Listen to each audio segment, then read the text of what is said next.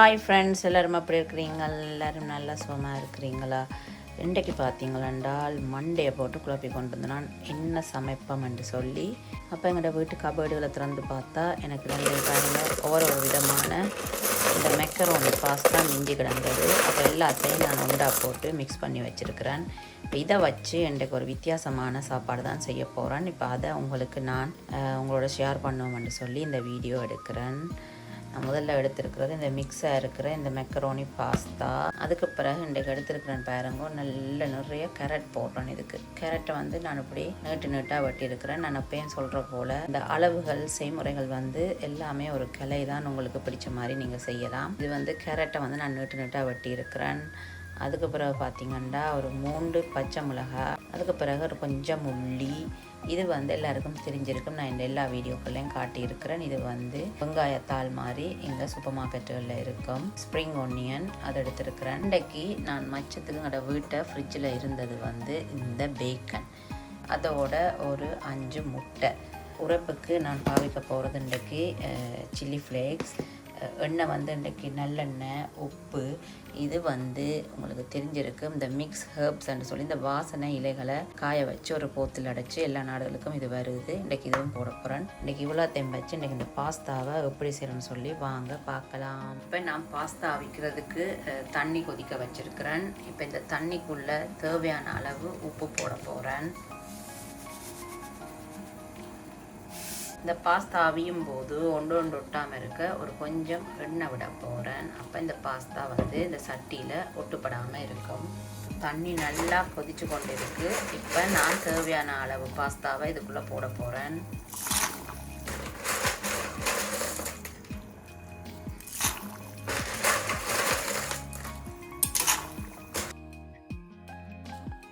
இப்போ பாஸ்தா ஒரு அடுப்பில் அவிஞ்சோண்டு இருக்குது. இப்போ நான் வந்து மற்ற அடுப்பில் இந்த மரக்கறிகள் எல்லாத்தையும் வதக்கி எடுக்க போகிறேன். பாருங்கள், ஒரு பெரிய சட்டி வச்சுருக்கிறேன். இப்போ இதில் தான் இந்த மரக்கறியை வதக்க போகிறேன்.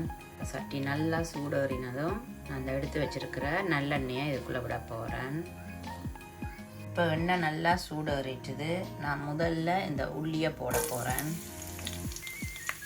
இப்போ உள்ளி நல்லா பொன்னிறமாக வதங்கிட்டு, இப்போ நான் இந்த வெட்டி வச்சிருக்கிற கேரட்டை இதுக்குள்ளே போட போகிறேன்.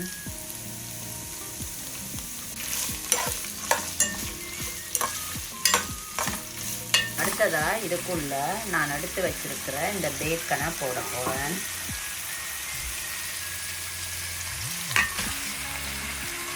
இப்போ இந்த பேக்கனை இதோட சேர்த்து வதங்கிக்க சரியான பதத்துக்கு கேரட்டோட இது வதங்கி வரும்.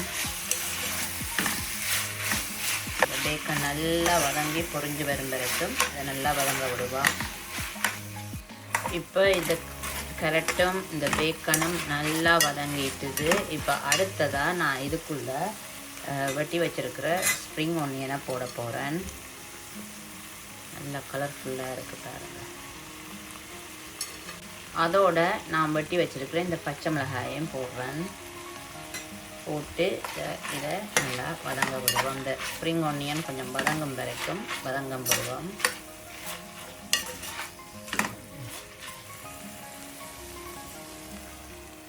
இப்போ பார்த்தீங்கன்னா பாஸ்தா நல்லா அவிஞ்சிட்டுது. இப்போ இதை நான் தண்ணியை வடிக்க போகிறேன். வடிச்சிட்டு அதுக்கு பிறகு நான் இந்த மரக்கறிகளுக்குள்ளே போட்டு இதை பிரிட்டோணும். இப்போ நான் முதல்ல தண்ணியை வடிச்சிட்டு நான் உங்களுக்கு காட்டுறேன். பாருங்கள், நான் வந்து பாஸ்தாவை நான் வடிய விட்டுட்டேன். இப்போ இது இப்படியே வடியட்டுக்கும். இப்போ இந்த நான் போட்ட ஸ்ப்ரிங் ஒனியன் ஓரளவு வதங்கிட்டுது. இப்போ இனித்தான் நான் தேவையான அளவு உப்பும் உரைப்பு கேட்டவாறு சில்லி ஃப்ளேக்ஸ் போடுவோம். உப்பு வந்து பேக்கனில் உப்பு இருந்தால் உப்பை பார்த்து போடுங்க. இப்போ இதை ஒரு கிளறி விடுவோம்.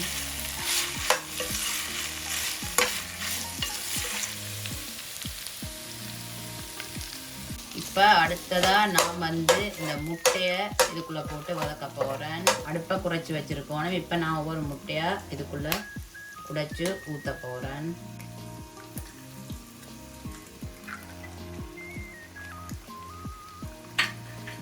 நான் ஒரு லைட்டாக கொஞ்சம் உப்பு போட போகிறேன். உப்பு நான் சொல்கிற மாதிரி தான் உப்புகள் வந்து எப்போவுமே பார்த்து போட்டுக்கொள்ளுங்க. திடீரென்று அள்ளி கொட்டி விட்டுற வேண்டாம்.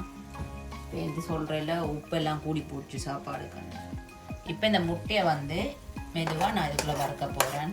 உங்களுக்கு இதுக்குள்ளே போட்டு வறுக்க விருப்பம் இல்லாட்டி நீங்கள் இன்னொரு சட்டியிலே முட்டையை வறுத்து போட்டு இதுக்குள்ளே போட்டு கலந்து கொள்ளலாம். இப்போ பாருங்கள் ஃப்ரெண்ட்ஸ், சும்மா முட்டை அந்த மாதிரி வறுவட்டு வந்துட்டுது. இப்போ நான் எல்லாத்தையும் ஒன்றா சேர்த்து நல்லா இப்படி வறுக்க போகிறேன். அப்போ முட்டை வந்து பிரிம்பாக உதிரியாக வறுக்கலாங்கிடும். கிட்டத்தட்ட இந்த கொத்து ரொட்டி எல்லாம் இப்படி தான் கடையில் செய்கிறவையல். நடுவில் முட்டையோட ஊற்றி கொத்தும்போது இந்த ரொட்டியில் சேரும்போது அவ்வளோ ஒரு டேஸ்ட்டாக இருக்கும். இப்போ முட்டை நல்லா வறுப்பட்டுட்டுது. நான் இதுக்குள்ளே நீங்கள் முதல்ல வந்து இதுக்கு உப்பு உரைப்பு எல்லாம் காணுமான்னு செக் பண்ணி கொள்ளுங்க. பாஸ்தா போட்டு மிக்ஸ் பண்ணுறதுக்கு முதல்ல உப்பு உரைப்பெல்லாம் உங்களுக்கு போதுமான்னு செக் பண்ணிவிட்டு உங்களுக்கு காணாட்டி நீங்கள் திருப்ப போட்டுக்கொள்ளலாம். பாருங்க, இப்போ இது நல்லா முட்டை வறுப்பட்டுட்டுது. இப்போ இந்த பாஸ்தாவை நல்லா இந்த மரக்கறிகளோட சேர்ற மாதிரி நான் கலந்து விட போகிறேன். பாருங்க, பார்க்கவே என்ன வடிவாக இருக்குது, வித்தியாசமாக இருக்கும் சாப்பிடவும். அடுத்ததாக நீங்கள் கேட்கலாம், என்னடா ஒரு ஹெர்ப்ஸ் போத்தல் ஒன்று காட்டினவா இன்னும் போடலையாண்டு. அடுத்ததாக கடைசியாக நான் அதைத்தான் போட போகிறேன்டா. இது வாசனைக்கு போடுறது, இதை போட்டு அவிய விடக்கூடாது. அப்போ இது கடைசியாக நீங்கள் கொஞ்சம் தூவி விட்டீங்கன்னா ஒரு நல்ல ஒரு வாசனையாக இருக்கும். எனக்கு இதில் ஃப்ளேவர் நல்ல விருப்பம். நான் ஓரளவு தாராளமாக தான் இதுக்குள்ளே போடுவேன். நான் எங்களோட வீட்டில் எல்லாருக்கும் இது பிடிக்கும். பாருங்க என்ன வடிவாக இருக்கான்னு. செமையான மிக்ஸான மெக்கரோனி ரெடி ஆகிட்டுது. இது என்னுடைய ஒரு திடீர் ஒரு முறை தான். உங்களுக்கு பிடிச்சிருந்தா நீங்களும் செய்து பாருங்கள்.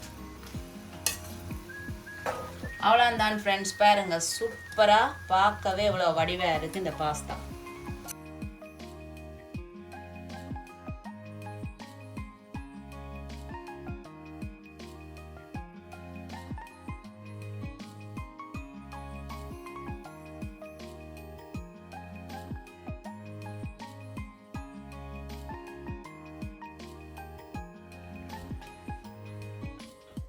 பாத்தீங்களா ஃப்ரெண்ட்ஸ், சூப்பரான இந்த மிக்ஸான மெக்கரோனி பாஸ்தா உங்களுக்கு செய்து காட்டு. இப்படியே என்ன பார்த்தா ஒரு டெலிவரி பண்ற ஆள் மாதிரி இல்லையா? அப்படித்தான். என்ன நாங்கள் பாஸ்தா செய்யும் போது சும்மா இட்டாலியன் ஸ்டைல நிற்கணும்.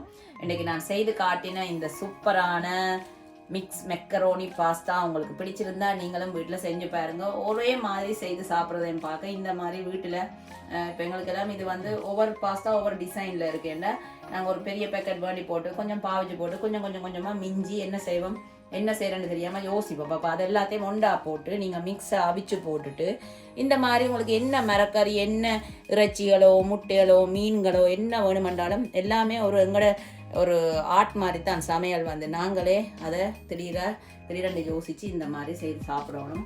இன்றைக்கு இது என்னுடைய ஐடியாவில் நான் செய்திருக்கிறேன். உங்களுக்கு பிடிச்சிருந்தா மறக்காமல் நீங்கள் செஞ்சு பார்த்துட்டு எப்படி இருக்குன்னு எனக்கு கட்டாயம் சொல்லுங்க.